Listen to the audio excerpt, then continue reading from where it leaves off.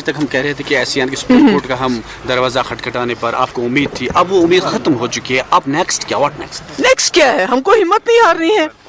جموں کشمیر کے لوگوں نے کئی سالوں سے جدوجہد کی اور اس میں ہمیں مالی جانی بہت نقصان ہوا ہے، تو ہم نے ان قربانیوں کو رائے گاہ نہیں ہونے دینا ہے، کیونکہ ہمارے جو حزب مخالف ہیں وہ چاہتے ہیں کہ ہم ہمت ہاریں، شکست کو قبول کر کے گھر میں بیٹھ جائیں. ایسا نہیں ہوگا.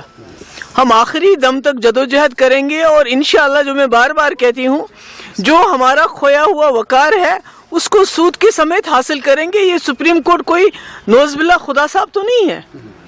کبھی کبھی سپریم کورٹ کے بہت سارے فیصلے ایسے ہیں جو اسی سپریم کورٹ نے ایک بار یہ کہا تھا کہ 370 کو نہیں ہٹایا جا سکتا ہے کانسٹیٹیوئنٹ اسمبلی کے ریکمنڈیشن کے بغیر. وہ بھی ججز تھے، وہ بھی بڑے ہی باعزت جج تھے.